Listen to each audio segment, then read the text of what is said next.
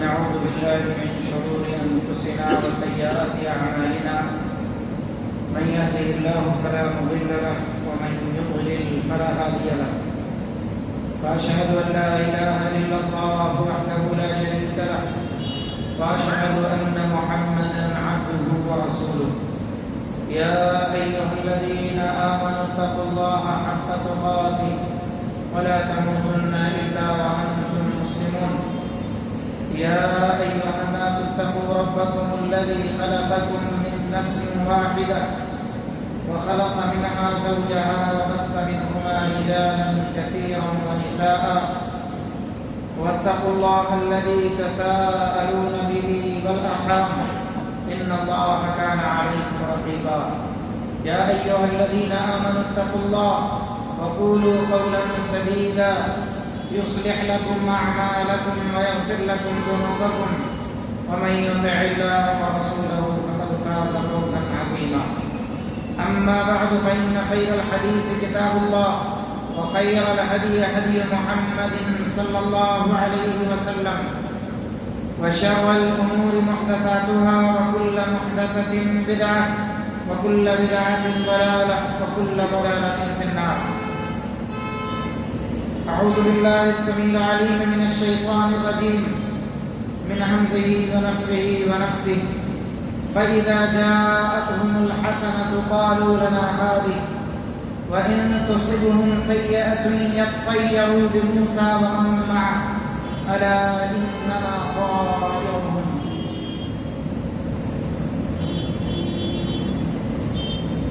ہر قسم کی تعریف و توصیف اللہ رب العالمین احکم الحاکمین کے لیے ہے جو ہم تمام کا خالق اور مالک ہے.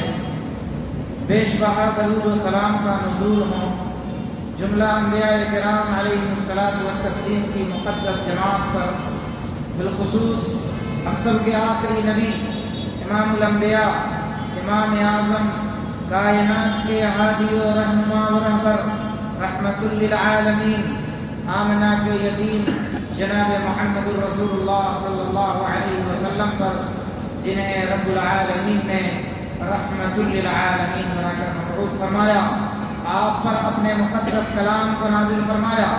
اسی مقدس کلام کی سورۃ الاعراف سے ایک آیت کا پونا حصہ میں نے آپ کے سامنے پیش کیا ہے جو میرے موضوع سے متعلق. حاضرین گرامی، ہم اور آپ سال کے 12 مہینوں میں سے ہجری سال کے پہلے مہینے کے اختتام پر ہیں. آج محرم کی 29 تاریخ ہے. اگر آج چاند نکل گیا تو کل ہجری سال کا دوسرا مہینہ ہوگا. یہ ہجری سال کا جو دوسرا مہینہ ہے جسے ماہ سفر کہتے ہیں، بہت ساری ایسی چیزیں جس کا تعلق شریعت سے نہیں بلکہ شریعت محمدی سے پہلے کی چیزیں ہیں، وہ آج ہمارے اس ملک کے اندر اور دیگر کچھ ملکوں کے اندر پائی جاتی ہے. اسی تعلق سے اسلام کی تعلیم کیا ہے، اسلام نے اس سے کیسے ہم کو منع کیا ہے، اور یہ چیز ہمیں کہاں تک لے کے جاتی ہے. اس لیے میں نے آج کا جو عنوان منتخب کیا ہے وہ ہے نحوست، بدشگونی اور اسلامی تعلیم. عموماً عرب کے یہاں دنوں کے اعتبار سے چہارشنبہ، مہینوں کے اعتبار سے ماہ سفر، اور ایک اور روایت کے موافق شوال، یہ منحوس سمجھا جاتا تھا، اس کو برا سمجھتے تھے. بالخصوص ماہ سفر کے حوالے سے میں نے کچھ چیزیں نوٹ کی ہیں، میں آپ کے گوشے گزار کروں گا. سب سے پہلے یہ چیز جان لیجئے کہ اسلام کسی بھی مہینے کو، کسی بھی دن کو، کسی بھی ساعت کو، کسی بھی گھڑی کو، کسی بھی منٹ اور سیکنڈ کو برا نہیں قرار دیتا۔ یہ اچھی طرح سے دماغ میں بنا لیا، ہمارا یہ عقیدہ ہونا چاہیے، اس لیے کہ سال کا خالق بھی اللہ ہے، مہینے کا خالق بھی اللہ ہے، اور وقت کا، گھنٹے اور منٹ اور سیکنڈ کا خالق بھی اللہ ہے۔ تو اللہ تبارک و تعالیٰ نے جب اس کو پیدا کیا ہے تو اس کے اندر کوئی بھی ساعت، کوئی بھی گھڑی، کوئی بھی مہینہ، کوئی بھی دن یہ منحوس نہیں ہے۔ منحوس کیا ہے تو میں آپ کو اخیر میں بتاؤں۔ اس لیے یہ عقیدہ ہم اپنے دماغ سے نکال دیں کہ یہ اہل عرب جو نبی صلی اللہ علیہ وسلم کی بعثت سے پہلے، آپ کے نبی بنائے جانے سے پہلے جو زندگی گزارتے تھے ان کا عقیدہ تھا، اور اس سے پہلے جو قومیں گزری ہیں ان قوموں میں بہت ساری قوموں کا عقیدہ تھا۔ میں نے جو آیت کریمہ پڑھی ہے فَإِذَا جَاءَتْهُمُ الْحَسَنَةُ قَالُوا لَنَا هَٰذِهِ، یہ کون سی قوم ہے؟ یہ موسیٰ علیہ السلام کی قوم ہے۔ کیا کہتی ہے؟ جب ان کو کوئی اچھائی پہنچتی ہے، کوئی بھلائی پہنچتی ہے تو یہ کہتے ہیں ہم اس کے حقدار ہیں، ہماری وجہ سے ہے۔ فَإِذَا جَاءَتْهُمُ الْحَسَنَةُ قَالُوا لَنَا هَٰذِهِ، یہ کہتے ہیں کہ تو ہماری طرف سے، آپ بہت اچھے ہیں، اپنا سینہ چوڑا کہتے تھے۔ وَإِن تُصِبْهُمْ سَيِّئَةٌ يَطَّيَّرُوا بِمُوسَىٰ وَمَن مَّعَهُ، جب بھلائی پہنچتی تھی، کچھ مسئلہ پیش آتا تھا، کوئی مصیبت آتی تھی، کچھ پریشانی آتی تھی، تو کہتے تھے یہ موسیٰ اور ان کے ساتھیوں کی وجہ سے۔ کون سی قوم ہے؟ یہ ایسی نالائق قوم ہے، یہ ایسی نالائق قوم ہے کہ اس نے اپنے نبی کے ساتھ ہمیشہ بدسلوکی کا مظاہرہ کیا۔ آپ پڑھیں گے سورۃ الشعراء، یہ قوم جب اس قوم کو موسیٰ علیہ السلام لے کر نکلے تھے کہ چلو بھائی تم ظلم کی چکی میں پسے جا رہے ہو، چلو یہاں سے نکلو میں تم کو بچاتا ہوں، جب اس قوم کو لے کر نکلے سورۃ الشعراء میں اللہ تبارک و تعالیٰ ایک نقشہ کھینچا ہے کہ جب دریا کے کنارے پہنچے تو کیا کہا؟ موسیٰ ہم بھلے تھے اپنی جگہ پہ، یہ سامنے دریا، پیچھے فرعون کا لشکر، بیچ میں لا کے ہم نے اٹکا دیا، تو لا حول ولا قوت الا باللہ۔ کیا کہا موسیٰ علیہ السلام نے؟ ان معی ربی سیہدین۔ کیوں گھبرا رہا ہے؟ کیوں پریشان ہو رہا ہے؟ میرا رب میرے ساتھ ہے۔ اس کے بعد اللہ تبارک و تعالیٰ نے موسیٰ علیہ السلام کو حکم دیا ان اضرب بعصاک البحر فانفلق فكان كل فرق كالطود العظيم۔ یہ وہ قوم، اللہ تعالیٰ نے موسیٰ علیہ السلام کو کہا کہ اپنی لاٹھی ماری پھر راستہ، وہ پورا واقعہ بتانا یہ چاہ رہا تھا کہ یہ قوم نہایت ہی نالائق ہے، بہت ناشکری قوم تھی۔ تو اس قوم نے یہ شگون، یہ بدفعلی، یہ نحوست موسیٰ علیہ السلام کی طرف منسوب کیا اور آپ کے ماننے والوں کی طرف منسوب کیا۔ اسی طریقے سے دوسری قوموں کا بھی تذکرہ اللہ تبارک و تعالیٰ نے قرآن مجید میں کیا۔ 3 رسولوں کو اللہ تبارک و تعالیٰ نے ایک جگہ بھیجا۔ سورہ یاسین کے اندر اللہ تبارک و تعالیٰ نے اس کا نقشہ کھینچا ہے۔ اِنَّا تَطَيَّرْنَا بِكُمْ لَئِن لَّمْ تَنْتَهُوا لَنَرْجُمَنَّكُمْ وَلَيَمَسَّنَّكُمْ مِنَّا عَذَابٌ أَلِيمٌ قَالُوا طَائِرُكُمْ مَعَكُمْ أَإِن ذُكِّرْتُمْ بَلْ أَنْتُمْ قَوْمٌ مُسْرِفُونَ۔ وہ 3 رسول کو بھیجنے کے بعد اس قوم نے کہا کہ یہ جو نحوست ہے یہ تم لوگوں کی وجہ سے، چلو نکلو یہاں سے، لَنَرْجُمَنَّكُمْ، نہیں تو ہم تم کو رجم کر دیں گے، تم کو سنگسار کر دیں گے، پتھر سے مار مار کر کے ہلاک کر دیں گے، تمہاری وجہ سے یہ برائی آئی ہے۔ ان رسولوں نے ہم کو کہا کہ نہیں، یہ تمہارے اپنے اعمال کی وجہ سے، تمہاری برائیوں کی وجہ سے۔ اسی طریقے سے آپ قوم صالح کے حوالے سے پڑھیں، قوم عاد کے حوالے سے پڑھیں۔ اللہ تبارک و تعالیٰ نے سورہ قمر کے اندر فرمایا انا ارسلنا علیہم ریحا صرصرا فی یوم نحس مستمر. اللہ تبارک و تعالیٰ نے قوم عاد کی طرف کیا بھیجا؟ انا ارسلنا علیہم ریحا، تیز و تند ہوا، جس کے بارے میں قرآن نے دوسرے مقام پر کہا سبع لیال و ثمانیہ، کہ یہ 7 دن اور 8 راتیں مسلسل چلتی رہی. کیسی چل رہی تھی معلوم ہے آپ کو؟ قرآن نے اسی آیت کے آگے کہا انا ارسلنا علیہم ریحا صرصرا فی یوم نحس مستمر تنزع الناس كأنهم اعجاز نخل منقعر. اٹھا کر کیسے پٹک رہی ہے؟ جیسے کہ انسان کسی چیز کو اٹھا کر کے پٹکتا ہے، اسی طریقے سے ایک فرد کو یہ ہوا اٹھا کر کے پٹک رہی تھی.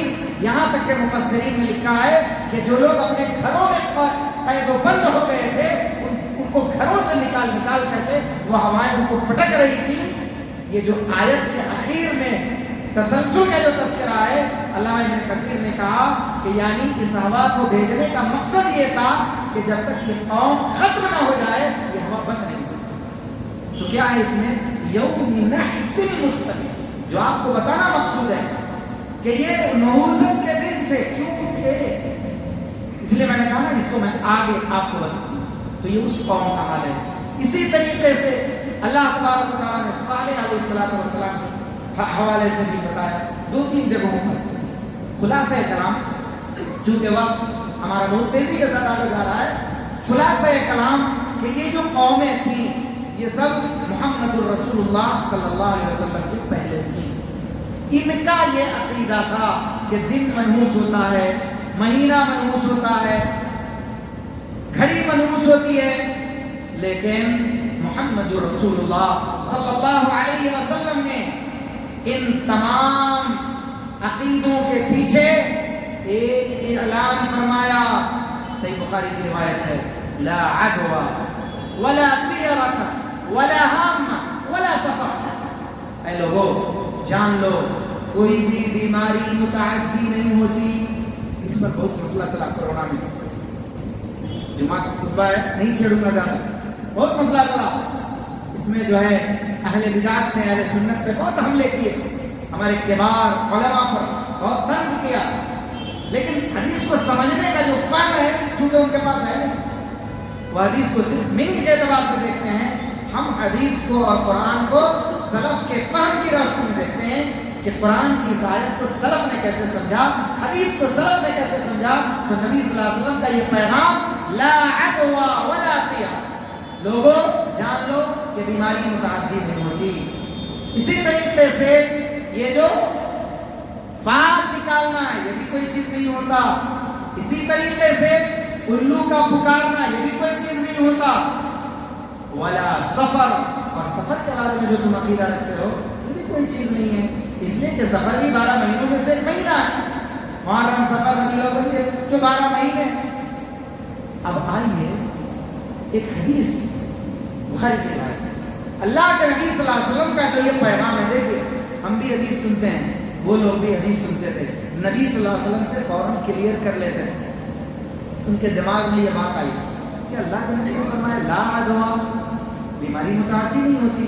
کہا ہے اللہ کے نبی صلی اللہ علیہ وسلم ہمارا جو اونٹ ہوتا ہے ریگستانوں میں چل رہا ہوتا ہے، صاف شفاف اونٹ ہوتا ہے، کہیں سے کسی کونے سے ایک زخم والا اونٹ آ جاتا ہے اور ہمارے سارے اونٹوں کو خراب کر دیتا ہے، سارے اونٹوں کے جسم میں خارش ہو جاتی ہے. اللہ اکبر.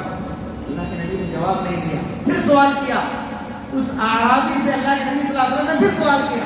کہا اچھا وہ جو اونٹ آیا تھا نا کونے سے یا کسی گاؤں سے، اس کو جو بیماری لگی تھی وہ کہاں سے آئی تھی؟ کہاں سے آئی تھی؟ تم کہہ رہے ہو کہ وہ آ کر کے اس کو بیماری لگا دیا، تو اس کو جو بیماری آئی تھی وہ کہاں سے آئی تھی؟ پتہ یہ چلا کہ مصیبتیں، بیماریاں، پریشانی یہ اللہ کی طرف سے ہیں. اللہ رب العالمین نے فرمایا وَإِن يَمْسَسْكَ اللَّهُ بِضُرٍّ فَلَا كَاشِفَ لَهُ إِلَّا هُوَ وَإِن يمسسك بخير فهو على كل شيء قدير. لوگوں جو بھی مصیبتیں، جو بھی پریشانیاں، جو بھی بیماری تمہارے اوپر جو لائق ہوتی ہے، یہ سب اللہ کی طرف سے. وَإِن يَمْسَسْكَ اللَّهُ بِضُرٍّ فَلَا كَاشِفَ لَهُ إِلَّا هُوَ. اس کے علاوہ کوئی ہے ہی نہیں. بیماریوں کا خالق بھی وہی ہے اور شفا کا خالق بھی وہی ہے. تو بیماریاں اسی کی طرف سے آئی ہیں. اسی لیے اللہ کے نبی صلی اللہ علیہ وسلم نے یہ تعلیم دی کہ بیماریوں کا علاج کراؤ، دوائیں لو، لیکن بھروسہ اللہ پر رکھو کہ یہ دوا میں شفا ڈالنے والی ذات بھی اللہ ہے. دوا اور ڈاکٹر تم کو شفا نہیں دے رہے، چونکہ شفا کا خالق بھی ہوگا. تو جو خالق ہے وہی شفا پہنچائے گا. وہیں یریدک بخیر فلا راد لفضلہ. اور جو بھی تم کو خوشحالی آتی ہے، اچھائی ملتی ہے، اسی کے فضل سے. تو بھائیوں، یہ عقیدہ ہمارا ہے اور ہونا چاہیے. اگر کوئی شک ہے تو آج کے جمعہ میں اپنے ذہن صاف کر لیجئے کہ کوئی بھی مہینہ، کوئی بھی دن منحوس نہیں ہوتا. نحوست کا جو اصل، اب آئیے 20 منٹ ہمارے پاس بچے گا، اب آئیے نحوست کیا ہے؟ نحوست کہاں ہے؟ دل میں ہے، گھر میں ہے. لوگ کہتے ہیں عورتیں نحوست، عورت میں نحوست. حالانکہ اس میں اللہ کے نبی کا جو فرمان ہے وہ لو سے شروع ہوتا ہے. اگر آپ نے فرمایا اگر نحوست ہوتی تو 3 چیزوں، عورت، گھر، سواری.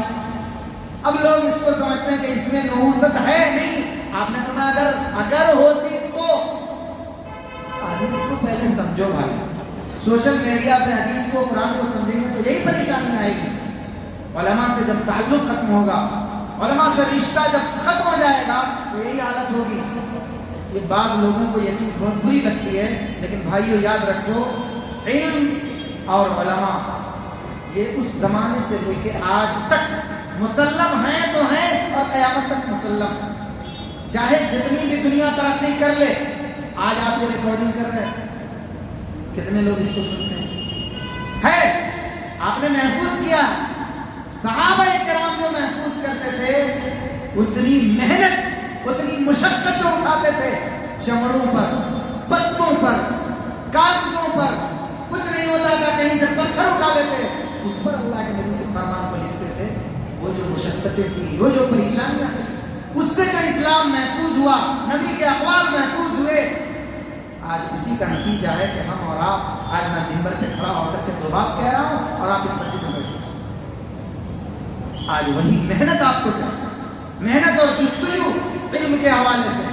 تو ہم یہ سمجھیں کہ نحوست ہے کہاں. آئیے اللہ کے نبی صلی اللہ علیہ وسلم نے عبداللہ ابن عباس رضی اللہ تعالی عنہما کو ایک نصیحت کی. اس کے آخری کا ٹکڑا ہے. آپ فرماتے ہیں کنت خلف النبی صلی اللہ علیہ وسلم، میں اللہ کے نبی صلی اللہ علیہ وسلم کے پیچھے بیٹھا تھا. اہل علم کہتے ہیں کہ اس کا مطلب کہ آپ سواری پر سوار تھے. آپ نے فرمایا انی اعلمک کلمات، بہت تیزی سے میں جا رہا ہوں. انی اعلمک کلمات، اے بچے میں تمہیں کچھ باتیں سکھا دیتا ہوں، سیکھ لو. اذا استعنت فاستعن باللہ، جب بھی مدد مانگنا ہو اللہ سے مانگو. جب بھی مدد مانگنا ہو اللہ سے مانگو. جب بھی پکارنا ہو اللہ کو پکارو. جب بھی کوئی ضرورت پیش آئے اللہ سے اپنا معاملہ طلب کرو. اس حدیث کے اس میں جو نصیحتیں ہیں، اس کی جو آخری نصیحت ہے، وقت کم ہے پوری حدیث میں، آخری جو نصیحت ہے وہاں سے میں آپ کو دلیل دیتا ہوں. آپ نے فرمایا کہ جان لو کہ اگر پوری دنیا تم کو نفع پہنچانا چاہے، وَاعْلَمْ أَنَّ الْأُمَّةَ لَوِ اجْتَمَعَتْ عَلَىٰ أَن يَنْفَعُوكَ لَن يَنْفَعُوكَ إِلَّا بِشَيْءٍ. پوری امت مل کر، فرد نہیں، قوم نہیں. آج ہم اور آپ ڈرتے ہیں، پریشان ہوتے ہیں، کوئی بھی معاملہ آتا ہے ہندوستان میں کانپنے لگتے ہیں. بھائیو اپنا محاسبہ کرو. جب بھی ایسا کچھ معاملہ ہے اپنا محاسبہ کرو. ہم اس لائق نہیں ہیں، اسی لیے ہمیں یہ نعمت نہیں مل رہی. ہمارا رشتہ اللہ سے کٹ چکا ہے، اس لیے یہ مصیبتیں آ رہی ہیں. یہ مصیبتیں کسی کی وجہ سے نہیں آ رہی. انہیں بیٹھا اس کے واسطے آیا، انہیں کہا اس کے واسطے نہیں. ہم ہیں ان مصیبتوں کے، اس لیے کہ اللہ نے فرمایا ظہر الفساد فی البر والبحر بما کسبت ایدی الناس، خشکی میں تری میں جو بھی پریشانی آتی ہے، جو بھی مصیبتیں آتی ہیں، یہ سب تمہارے ہاتھوں کی کمائی ہے۔ اپنے عمل کا جائزہ لو، اپنے عقیدے کا جائزہ لو۔ ہم مسلمان ہیں، کیسے کیسے عقیدے ہمارے یہاں پائے جاتے ہیں، باطل عقیدے پائے جاتے ہیں، جو اس زمانے میں پایا جاتا تھا اس سے بھی بدتر عقیدہ آج کے زمانے میں پایا جاتا ہے۔ ہم برادران وطن کے ساتھ رہتے ہیں، ہمارے ملک میں بہت سارے مذاہب کے لوگ ہیں، آپ کو معلوم ہے، اسی میں سے ایک نحوست کا عقیدہ میں آپ کو بھول رہا تھا، میں نحوست کا عقیدہ دیکھیں کیسا ہے۔ جب کوئی گھر بناتا ہے، ہمارے اس ملک میں جو ہمارے وطنی بھائی جو رہتے ہیں، ان کا واسطوں کا عقیدہ، واسطوں، بیڈ روم کہاں ہونا، کچن کہاں ہونا، ہال کہاں ہونا، ٹوائلٹ کہاں ہونا، باتھ روم کہاں ہونا، انٹرنس کہاں ہونا۔ کیا اسلام نے یہ تعلیم ہم کو دی؟ ایسا کچھ فکس کیا ہے؟ نہیں کیا۔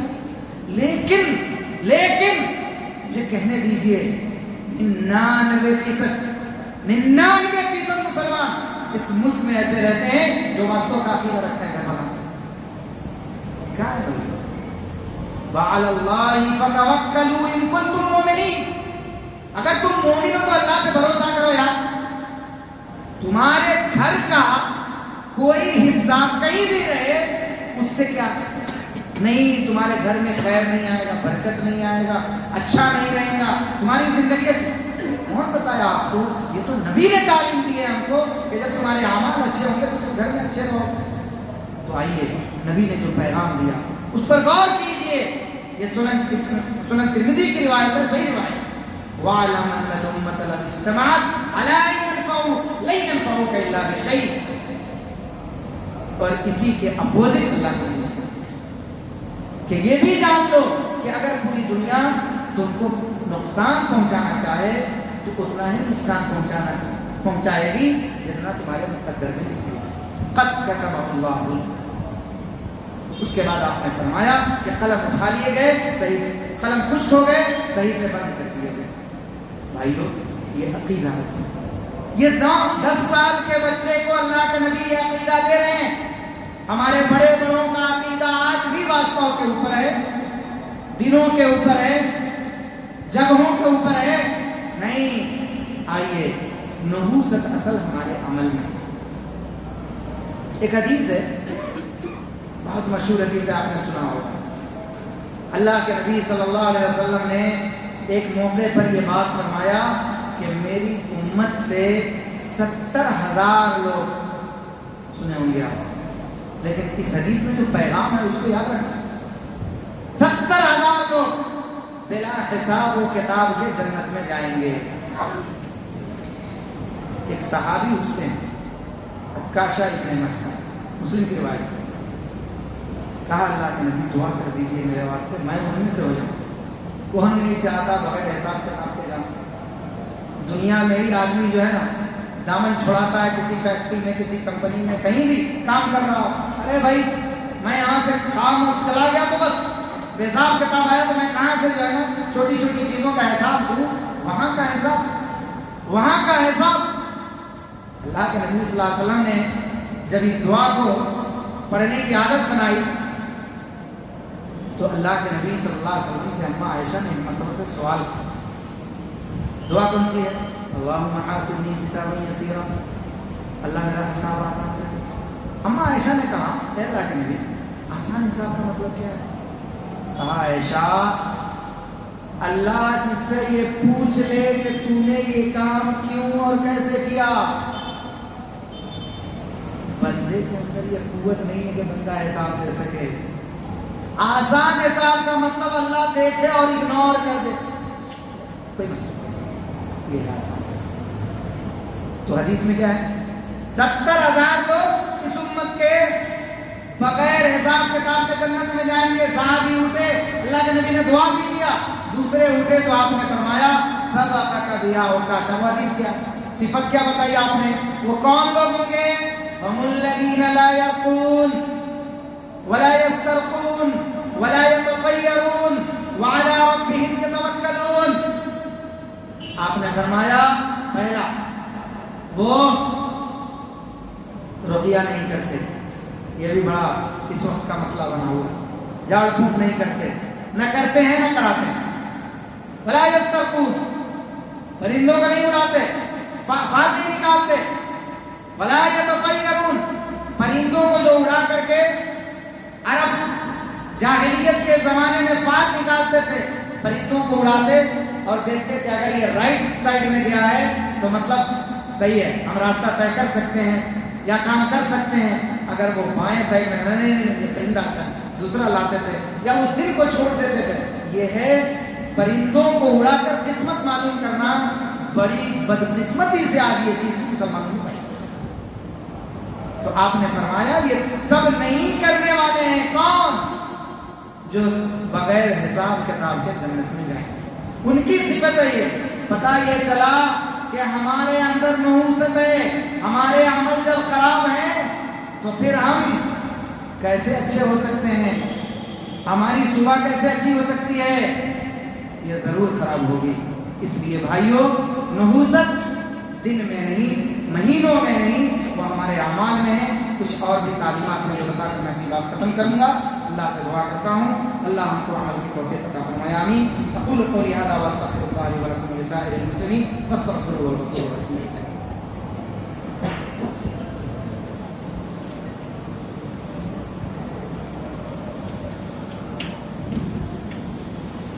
الحمدللہ والصلاۃ والسلام علی رسول اللہ وبعد۔ حاضرین گرامی، اور دیکھیے کہ نحوست کہاں ہے۔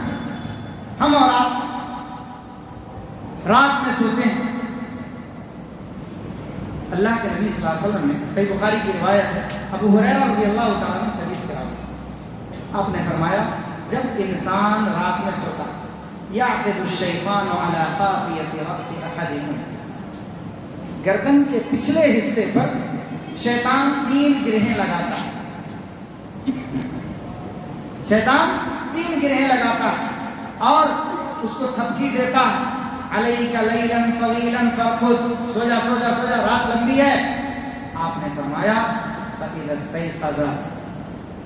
استيقظ فذكر الله انحلت عقدة، بندہ صبح میں اٹھتا ہے، بیدار ہوتا ہے، اللہ کا ذکر کرتا ہے، الحمدللہ الذی احیانا بعدما اماتنا والیہ النشور، ایک گرہ کھل جاتی ہے، فإذا توضأ، جب وہ وضو کرتا ہے دوسری گرہ کھلتی ہے، فإذا صلی، جب وہ نماز پڑھ لیتا ہے پوری گرہیں کھل جاتی ہیں۔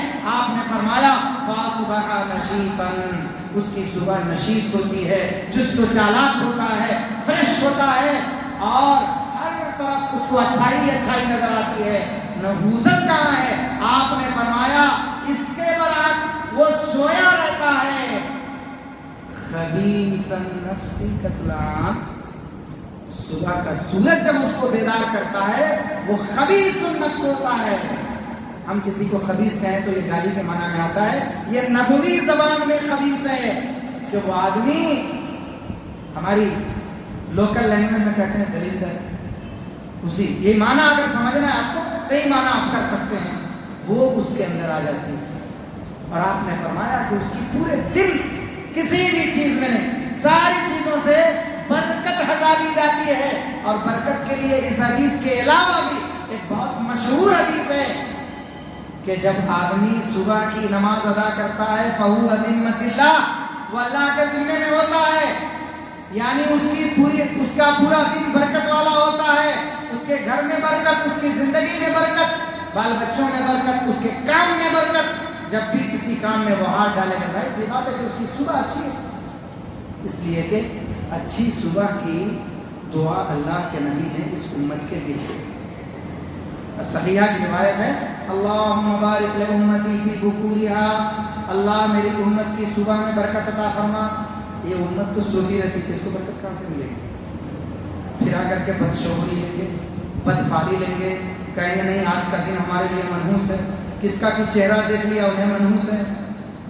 لا حول ولا قوت الا باللہ، ہمارے اعمال میں نحوست ہے۔ اچھا عمل کیجئے، اچھا عمل کیجئے، اچھا بدلہ پائیں گے، برے عمل کریں گے برا بدلہ پائیں گے۔ عمل اتنے خراب ہیں کیا کہوں میں، بڑی معذرت کے ساتھ، بڑی معذرت کے ساتھ۔ عمل ہمارے اتنے خراب ہیں. آج جمعہ کا دن ہے، جمعہ کی اہمیت کتنے سالوں سے سن رہے ہیں؟ کچھ لوگ 60 سالوں سے سن رہے ہوں گے، کچھ لوگ 40 سال سے سن رہے ہوں گے، کچھ لوگ 30 سال سے سن رہے ہوں گے، چونکہ ہر ایج کے لوگ میرے سامنے ہیں. لیکن آپ کے کانوں میں جوں رینگی ہے. عمل کے اعتبار سے کتنے خراب ہیں. اگر آپ کو کہوں گا تو اگلا چلیے میں بھی شامل کر لیتا ہوں اپنے آپ کو، ہمارا عمل کتنا خراب ہے کہ یہودیوں سے بھی بدتر ہو گیا. نماز میں کھڑے ہوتے تو کہتے ہیں غیر المغضوب علیہم ولا الضالین، اور عمل انہی کے جیسا، ان سے بھی بدتر عمل. بتاؤں میں آپ کو، آج تو ہر چیز آپ کے ہاتھ میں ہے، آپ چیک بھی کر سکتے ہیں. یہودیوں نے اپنے دن کو جو چھٹی کا دن ہے سنیچر قرار دیا، ہفتہ قرار دیا. عیسائیوں نے اتوار قرار دیا. مسلمانوں کو ملا ہے جمعہ کا دن. یہودی اور عیسائی، میں جو کمپیریزن آپ کو کر کے بتا رہا ہوں اس کو آپ چیک کر سکتے ہیں، اپنے شہر میں بھی چیک کر سکتے ہیں. یہودی تو شاید ملیں گے، عیسائی تو تقریباً ہر جگہ، آپ سے بھی زیادہ چرچے ہوں گے. اتوار کے دن کو خاص کرتے ہیں عبادت کے لیے، اپنا جو بھی کام ہے وہ کرنے کے لیے. لیکن آپ کو صرف اتنا کہا گیا اذا قضیت الصلاۃ فانتشروا فی الارض. اس سے پہلے کہا گیا اذا نودی للصلاۃ من یوم الجمعہ فاسعوا الی ذکر اللہ. اب 12 ہیں، اذان ہوئی ہے 12:45 بجے، آ رہے ہیں. اب یہ ہمارا عمل ہے، یہ اچھے عمل ہیں. اور اذان کے وقت کتنے لوگ تھے؟ بڑی معذرت کے ساتھ بہت تکلیف ہوئی، مجھے بہت تکلیف ہوئی. اور میں جہاں بھی جاتا ہوں مجھے بہت تکلیف ہوتی ہے.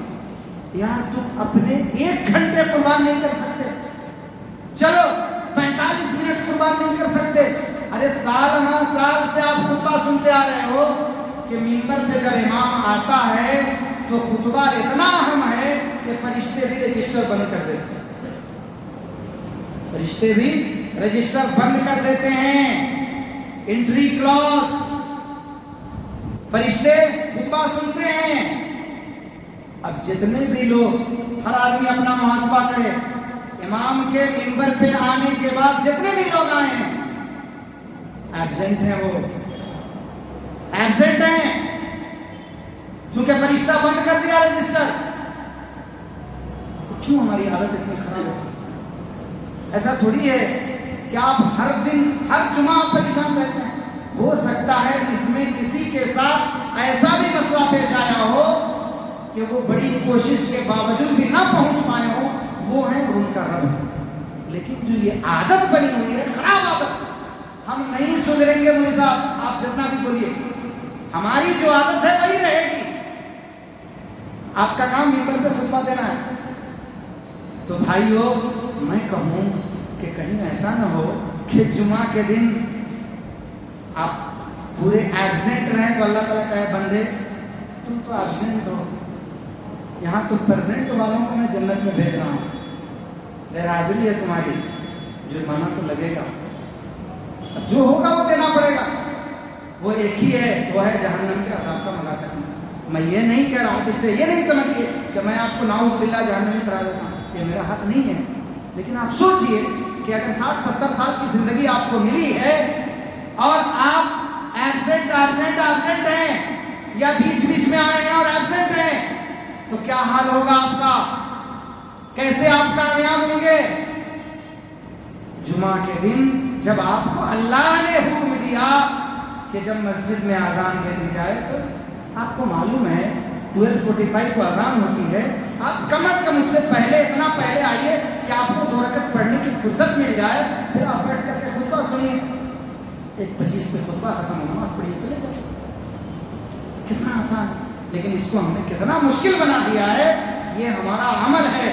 تو ایسے لوگوں کو سوچنا چاہیے کہ ہمارا جو یہ عمل ہے، دیر سے آنا واقعی یہ نحوست میں شامل ہے.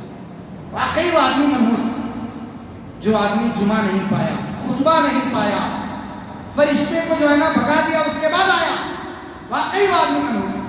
تو یہ نحوست ہے جو ہماری بدعمالیاں ہیں.